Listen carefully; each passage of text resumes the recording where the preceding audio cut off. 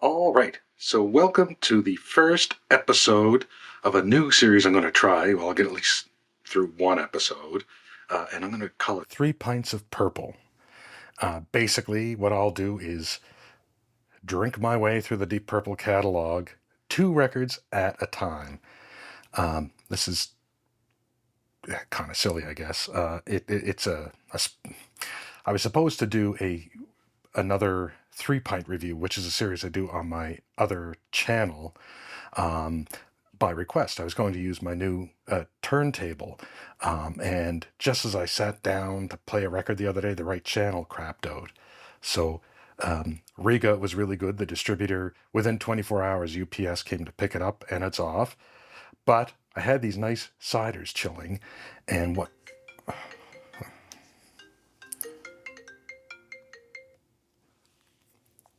Hi, Mom. What's up? Well, I'm making a video. Oh, geez, yeah. No, take it outside and beat it on the rocks. Yeah, and then just hose it off. Yeah, yeah. No, is Dad around?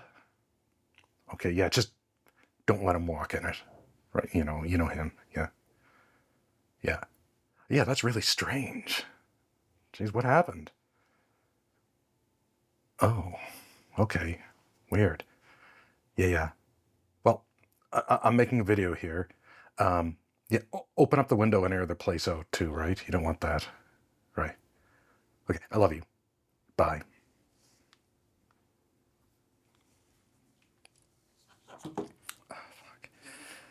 Okay, so welcome to the first episode of 3 Pints of Purple, where I take 2 albums and 3 cans of beer, or cider in this case, and I'm going to drink my way over time through the Deep Purple catalog, 2 albums at a time.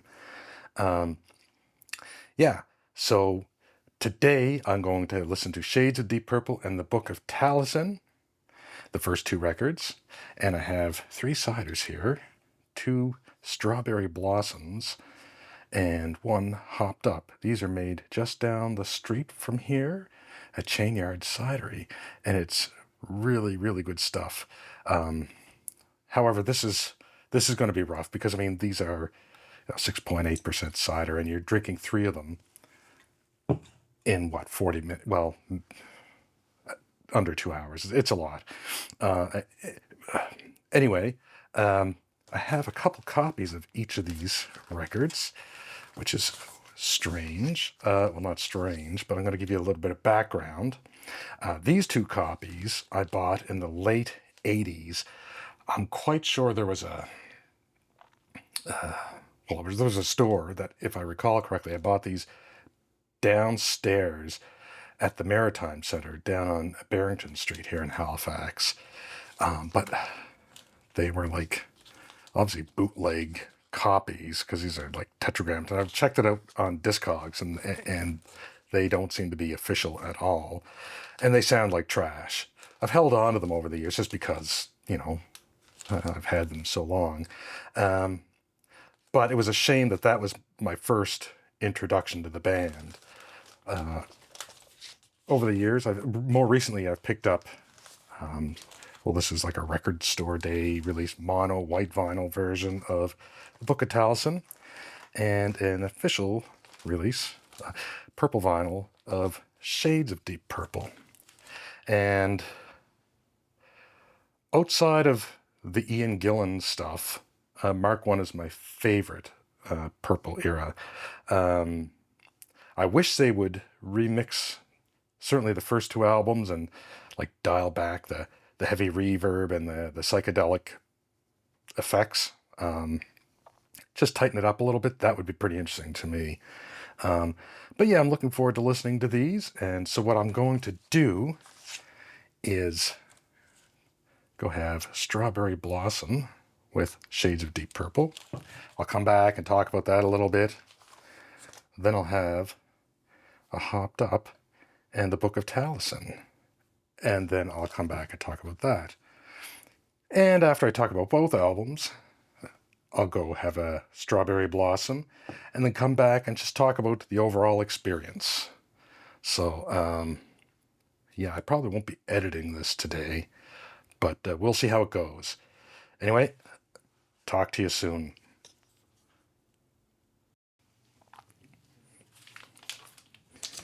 All right, so I am back after listening to Shades of Deep Purple.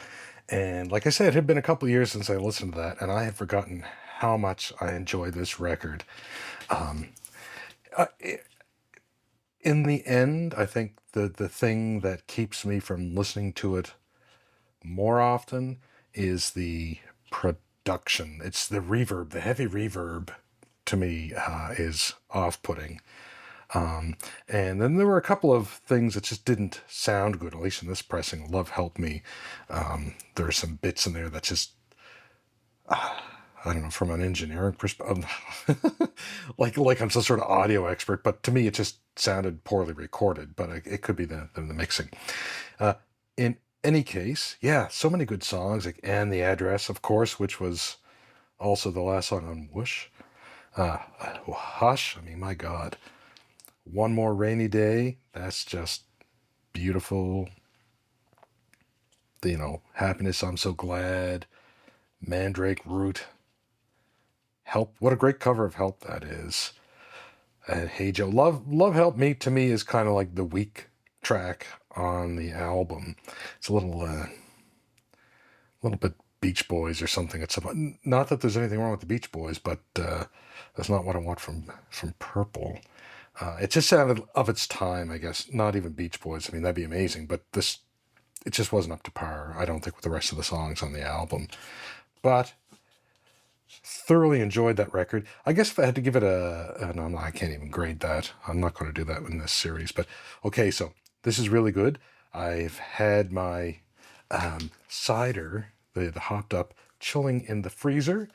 So what I'm going to go do now is play this and listen to this record, and then I'll report back. In the meantime, too, I also have some food heating up in the oven because I could see this going terribly wrong unless I eat at some point. So, talk to you soon. Okay, so I just listened to the Book of Taliesyn, and I gotta say, having done this little exercise, I've sort of had to do a reassessment because I'll talk more about this after my next drink. But I think that this is better than Shades of Deep Purple. Really enjoy this. Overall, it sounds better, at least this pressing. It's funny, this picture, I could have sworn I saw a video years ago from the CBC.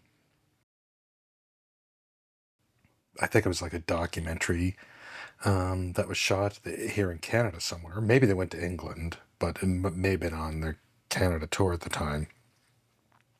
But that's never come to light. If there's this mini documentary out there in the CBC archives of Deep Purple in this era, it should be out. But yeah, I like the packaging on this. But yeah, this is really good. Listen, learn, read on. Oh man. The only thing is the reverb on the vocals. It's terrible. It's terrible. And so if I were to do a remix of that reverb would have to be, I don't know how baked in it is, but you'd have to reduce that. And Wring That Neck. Oh, I mean, what a great song. Kentucky Woman. Exposition, we could work it out. Beethoven, man, that's great. Fucking Beethoven, man. Shield and Anthem.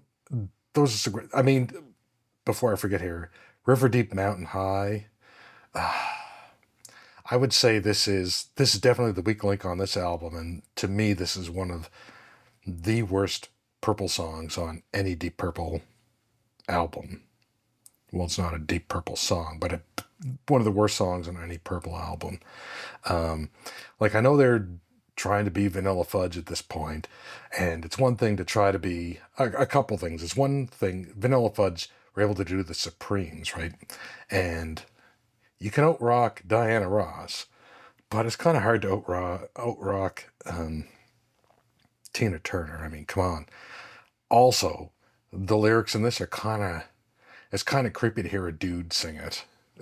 Beyond creepy. It's just weird. And then the production, it's got this long psychedelic mess that doesn't make any sense to me. I don't like that song at all. But the rest of them are really great. And I'm thinking like Shield and Anthem, Wring That Neck. You couple that with some of the stuff that they later did on their third album, which I'll get to in the next, 3 Pints of Purple. But they had some really interesting prog stuff. I also noticed in this was that Nick Simper and Rod Evans, and this is, of course, knowing what happened afterwards, but they are definitely more of their time, their styles. Nick Simper's a great bass player, but he could not have gone in the direction that they ended up going in.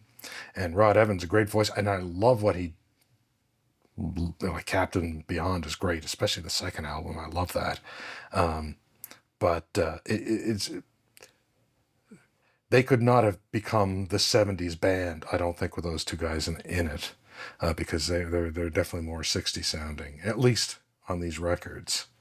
Yeah, so I really enjoy this. And so what I'm going to go do now is eat. And I got the Hand Pie Company from Prince Edward Island. My wife is from there, and anyway, I love PEI, and it's good fucking chicken pot pie and a pastry. Like, this is exactly what I need. Yeah, so I'm gonna go have another drink, eat my pie, and think of these 2 albums, and I'll report back shortly. Okay, so I am back. And I've been thinking about these 2 albums quite a bit, and I gotta say, they're both quite enjoyable. But I really do prefer the Book of Taliesyn over Shades of Deep Purple. The production, I think it does come down to the production in Shades of Deep Purple, which is quite a bit more reverby. You still have some of that on the Book of Taliesyn, but overall, I find it sounds better. The songs are a little tighter and it's a little bit more focused. But you have to remember, too, these albums were recorded, well, this was recorded, I think, in 3 days, and this was in under a week, 3 months apart in 1968. Like, come on. And I think of the 2 albums, that's a tough one. Shield and Anthem, and maybe, we got the album here, Hush,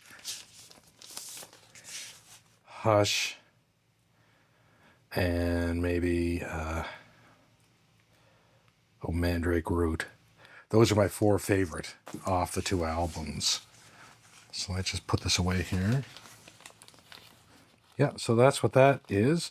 FYI, the hand pie was really tasty. Burned my lips a little bit. Didn't let it cool enough. Remember that if you're cooking like a hand pie and it's like chicken pot pie, you gotta let it I let it cool for 10-15 minutes, but it was still quite hot. So what am I gonna do now? I'm gonna go off. I'm gonna show you a record here that I'm gonna listen to that just sprung to mind. It has nothing to do with this, but I'm going to go listen to some Roxy music. I love this album. I love early Roxy music. It's so good. Right up. I have their first 5 or 6 albums, and that's great. I could never get into the sort of the. I like the art rock stuff versus the art pop stuff, if that makes sense. But yeah, so I'm going to listen to this. And then when I was digging this out, I thought of my favorite album cover from the last year. And it's Linda Thompson, who is just a fantastic folk singer-songwriter. And she was like friends with Sandy Denny, and she got hooked up with Richard Thompson. They got married, and they did some absolutely seminal albums in the early 70s. But anyway, she has a condition where she can't sing anymore, or at least not enough to record with. So it's called proxy music, and she has guest stars singing songs, Rufus Wainwright and the like. But best album cover of 2024. God, I hope it didn't come out in 2023. So this wraps up the first 3 pints of purple. And let me know if you like it, if there's anything you'd like me to do differently, and I'll see if I can incorporate it. So I hope you have a really great day. Take care.